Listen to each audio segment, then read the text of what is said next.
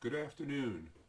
My name is Carl Pechman. I'm the director of the National Regulatory Research Institute.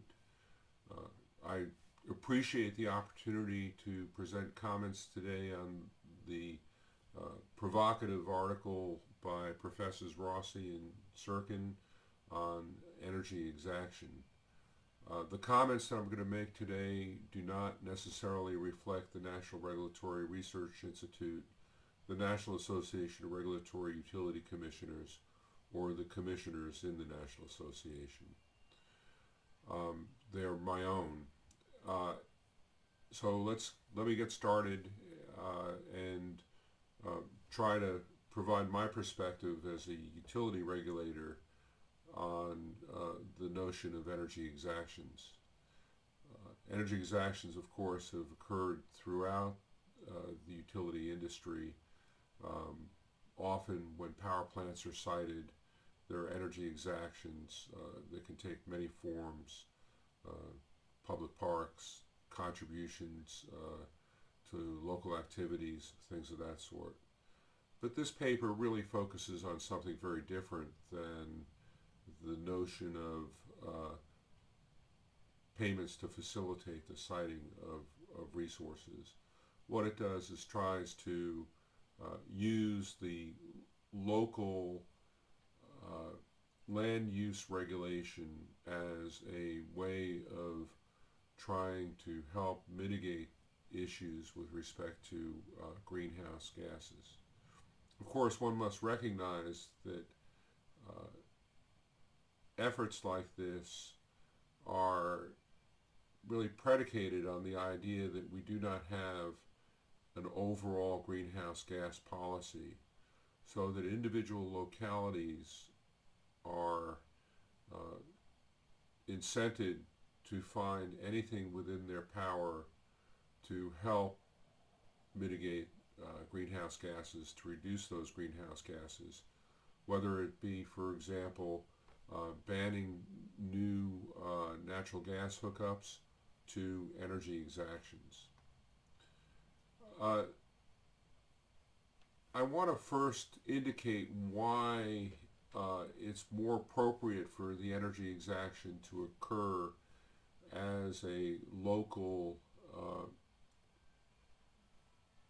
land use regulatory action as opposed to a public utility action. Essentially, one of the things that an energy exaction does is create two types of customers: existing customers and new customers. And as a consequence, if we adopted a pricing policy within the utility regulatory environment that created these two types of customers within a customer class, customers that may, for all other intents and purposes, once they're on the system, be exactly the same and have exactly the same use patterns, would fall into a category that we call discrimination and price discrimination, which uh, tends to violate the standards of pricing and rules of pricing of public utility commissions.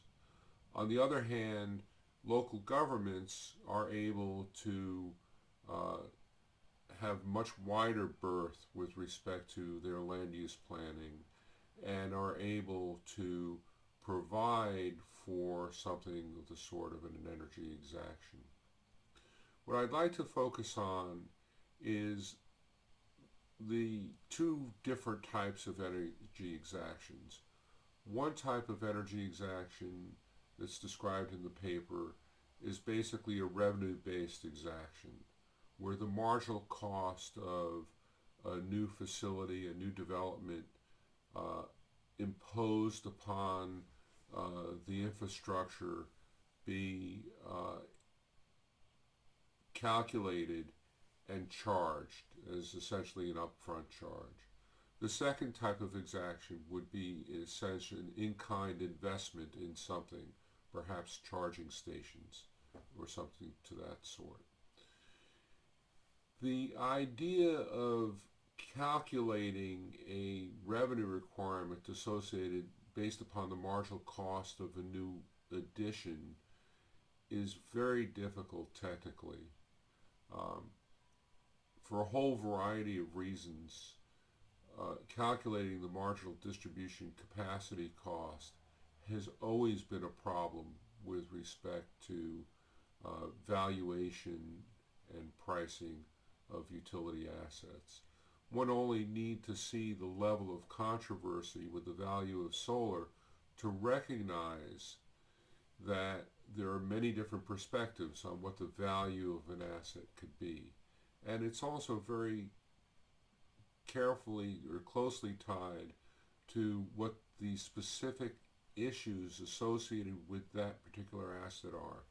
If a new asset is put on a distribution line, for example, that has excess capacity, that could be considered a benefit to the remaining utility customers.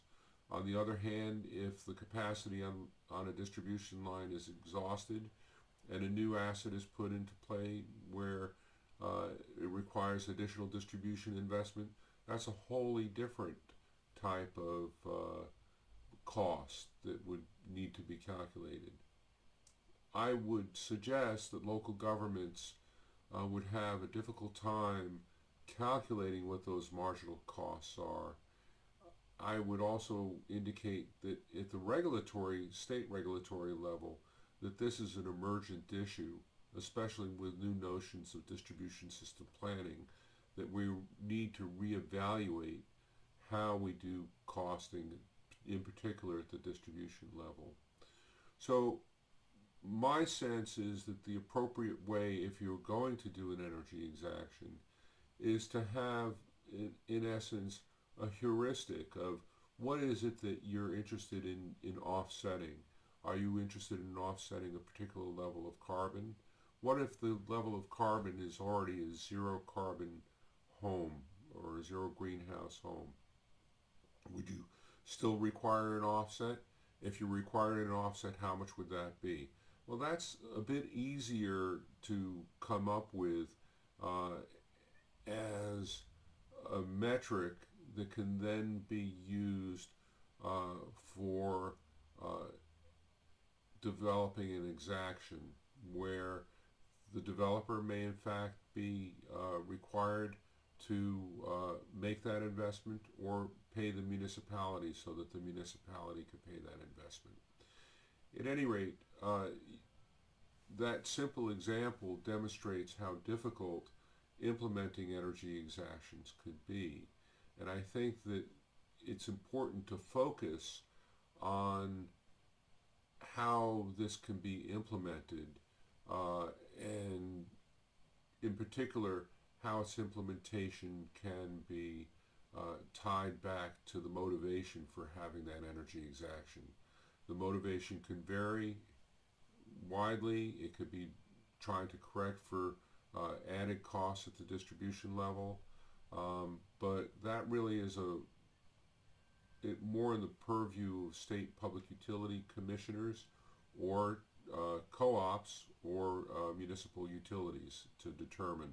And so to avoid that kind of jurisdictional confusion, I believe that it's more appropriate to think in terms of how does one offset the impact. So I think it's a really interesting subject, and I congratulate the authors for the job that they've done, and I look forward to catching up with them and talking offline. And all, please be safe, stay healthy, be safe, and I look forward to meeting you all in person when we are on the other side of this pandemic. Thank you.